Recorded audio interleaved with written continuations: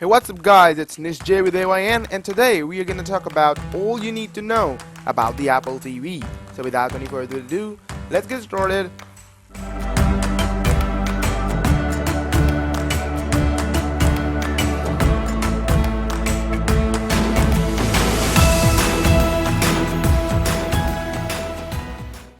Design-wise, the 4th generation Apple TV isn't much to look at. It continues to use the same black square design as previous Apple TVs, but it's thicker and more heavier. It measures in at 3.9 inches wide and deep like the existing box, but it's 1.4 inches tall, an increase of half an inch. It weighs just under a pound at 15 ounces.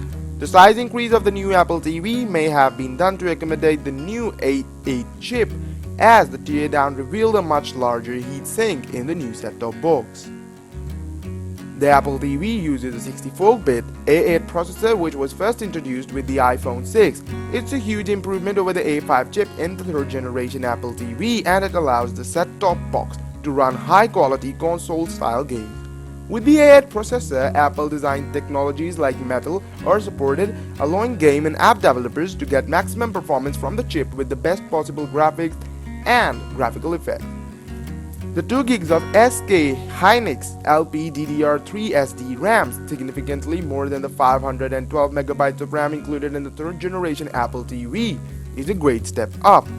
Now, with the iPhone 6s and the 6s Plus being able to capture 4K video, we hope that probably the next generation Apple TV would support 4K video. But actually, it does not.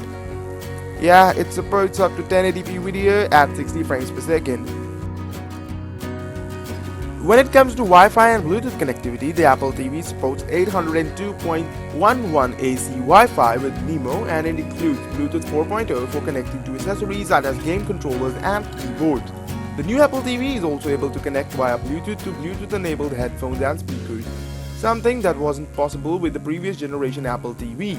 With a set of Bluetooth headphones, Apple TV users can watch television without bothering other people in their room. On the back of the Apple TV, there is a port to plug in a power cable, an HDMI 1.4 port, a 10 by 100 base T Ethernet port, and a USB-C port for service and support. Congratulations everyone, this time we have got a brand new remote control with Siri enabled. Yes, the set-top box part of the new Apple TV may not have gotten much of an exterior revamp, but the Apple TV remote that accompanies it has seen a major overhaul to let it handle Siri commands and function as a gaming controller. Available in the black to match the set-top box, the new Siri remote does away with a click wheel on old Apple TV remote, replacing it instead with a gloss touch surface that lets users scroll through the content on the Apple TV as they would on an iOS device. Bluetooth 4.0 wireless technology, IR transmitter, accelerometer and gyroscope, lightning connector for charging, rechargeable batteries providing months of battery life on a single charge are its main features.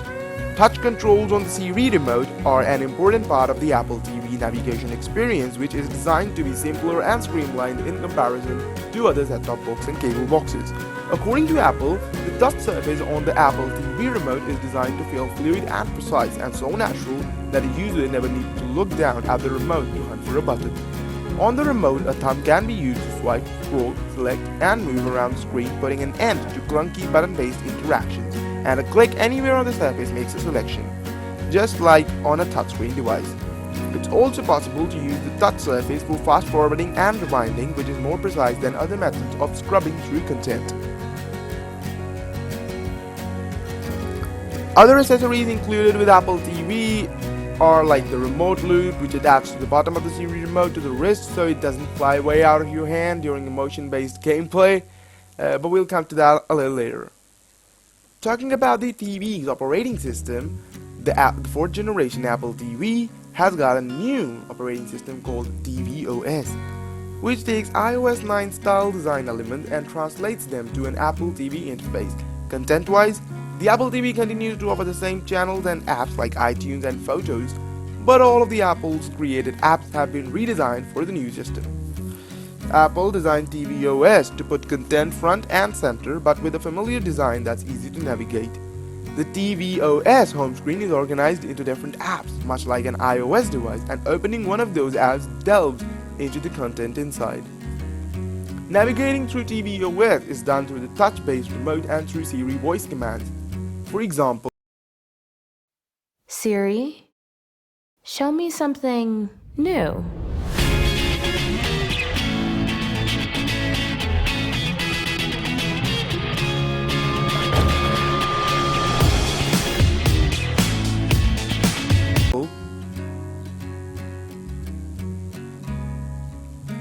most used apps like Netflix or Hulu can be added to the top row of the home screen for quick access, and when selected, content from within the app is displayed above. With Netflix, for example, content from a user's playlist might populate the top bar whenever Netflix is selected. When a movie or television show is selected, it will be shown full screen with a plot summary, information on the director, a cast list, a trailer, Rotten Tomatoes score, and the platform where it's available.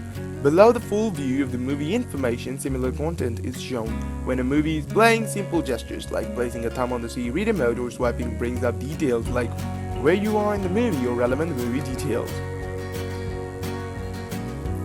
A full App Store is the most important new feature of the tvOS, as it allows users to customize what they do on the device, choosing which apps and what content to install. The App Store features additional apps like Netflix and Hulu, but it's also open to all iOS and Mac developers, introducing a wealth of new content for the new Apple TV. According to Apple, apps are the future of television. We have heard that before, and have the potential to revolutionize the television landscape, just like apps on the iPhone and the iPad did for the smartphones and tablets. As Eddie Q said on the stage, with an app, you can search for the content you want to watch it when you want to watch and where you want to watch, and interact with it in the ways that are not possible with the traditional content delivery method. In addition to traditional media apps, iOS game developers are able to bring their games to the television through Apple's set-top box. Developers can make their apps universal, making them available on iOS devices and the Apple TV alike. It makes it possible to start a game on an iOS device and then switch over to a larger television screen using handoff capabilities.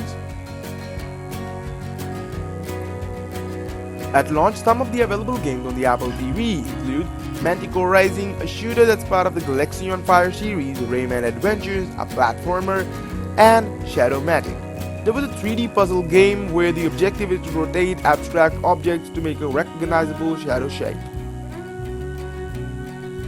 Now we come to the most important part, that is Siri. Siri integration is a key part of the tvOS experience on the new Apple TV, and Siri is able to answer to a range of commands to make finding content on the Apple TV easier than ever before.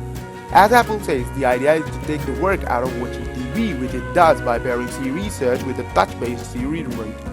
Siri on the Apple TV is activated by pressing on the dedicated Siri button on the Siri remote and then speaking the command. Siri can respond to a huge range of requests on the Apple TV, doing everything from offering up a movie recommendation to revealing the actors in a television show.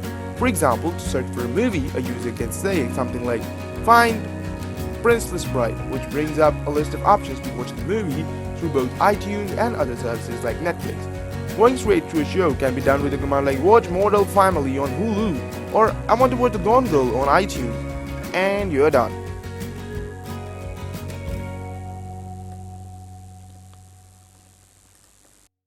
Thanks for watching, and feel free to hit the like button if you liked the video, and subscribe to my channel for more videos regarding tech and other stuff. And I'll talk to you guys in the next one.